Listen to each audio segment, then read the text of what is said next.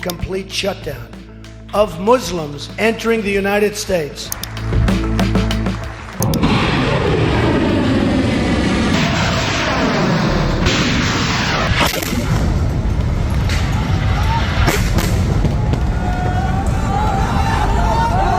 America যার বন্ধু তার শত্রুর দরকার নেই।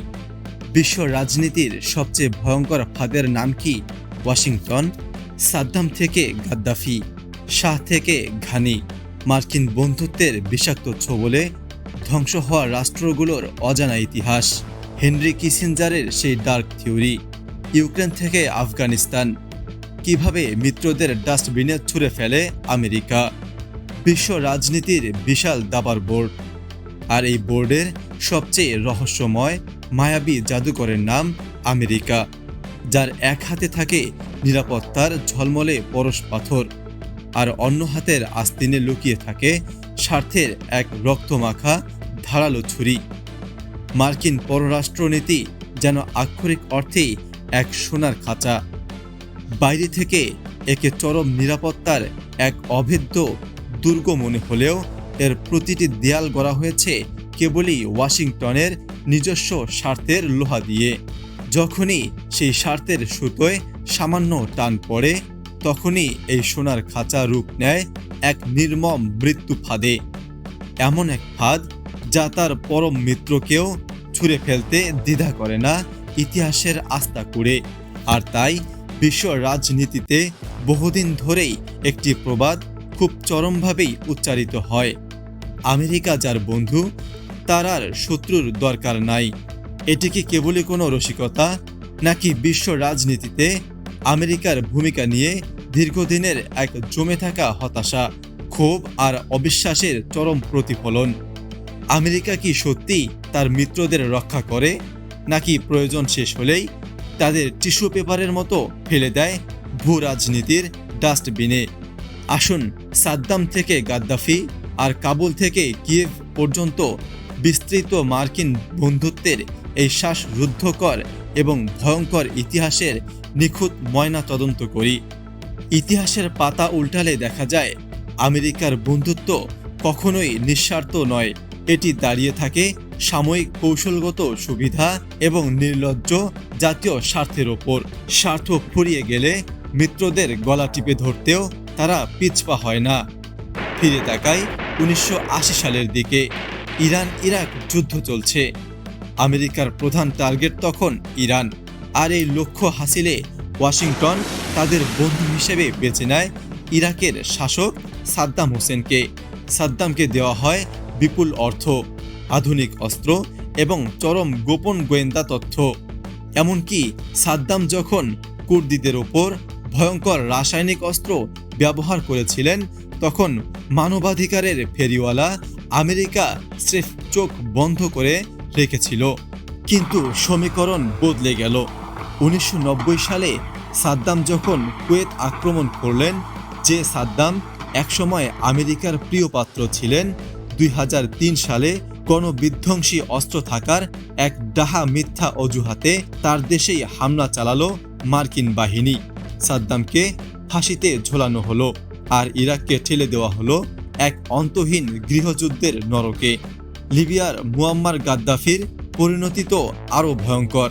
এক সময়ের চরম শত্রু গাদ্দাফি যখন 2003 সালের পর পারমাণবিক কর্মসূচি বন্ধের ঘোষণা দিলেন, তখন পশ্চিমাদের সাথে তার দহরম মহরম শুরু হয়।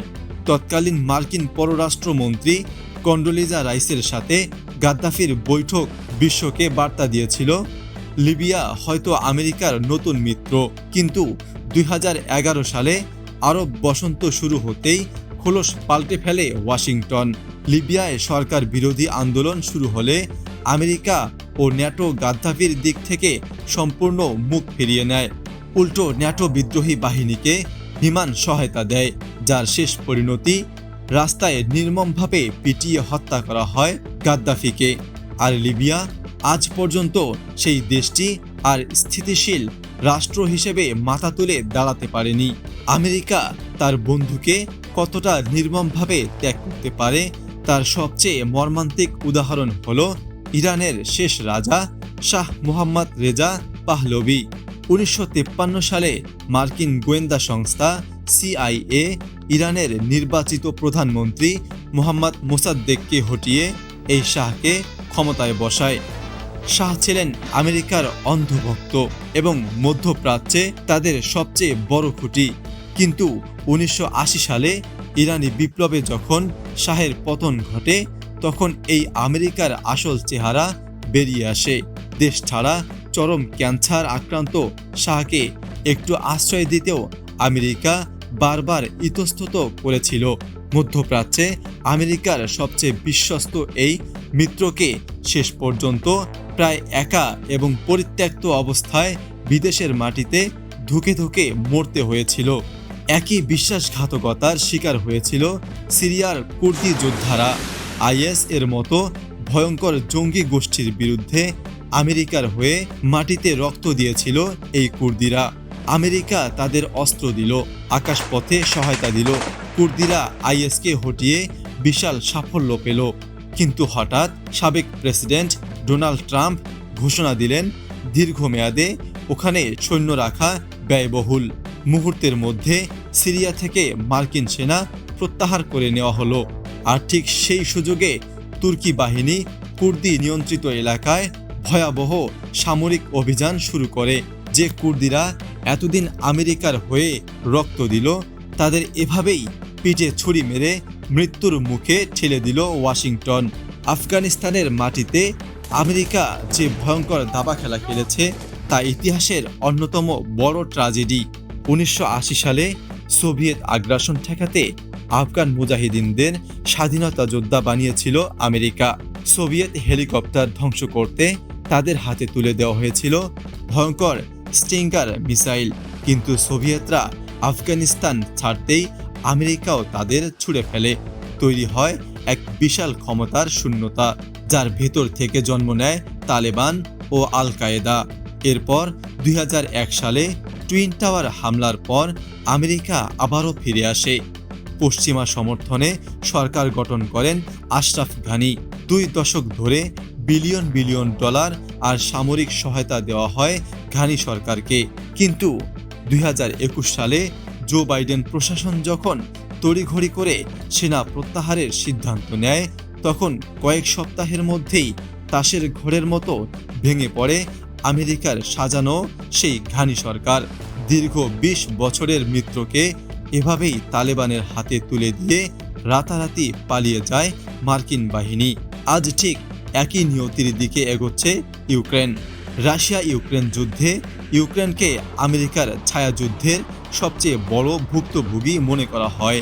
ন্যাটোতে নেওয়ার বিশাল আশ্বাস আর রাশিয়ার বিরুদ্ধে লড়ার জন্য ইউক্রেনকে উস্কে দেওয়া হলেও আমেরিকা কিন্তু নিজের দেশের একজন সেনাকেও সেখানে মরতে পাঠায়নি। আজ যখন যুদ্ধ দীর্ঘায়িত হচ্ছে, তখন মার্কিন অভ্যন্তরীণ রাজনীতিতে ইউক্রেনকে অর্থ সাহায্য দেওয়া নিয়ে শুরু হয়েছে চরম টানাপোড়েন। ইউক্রেন আজ ধ্বংসের দ্বারপ্রান্তে দাঁড়িয়ে এক মহা সংকটের প্রহর গুনছে।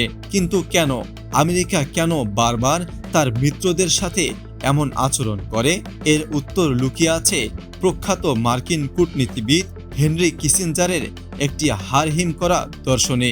তিনি অত্যন্ত স্পষ্ট ভাষায় বলেছিলেন, America has no permanent friends or enemies, only interests. অর্থাৎ আমেরিকার কোনো স্থায়ী বন্ধু বা শত্রু নেই, আছে শুধু স্থায়ী স্বার্থ।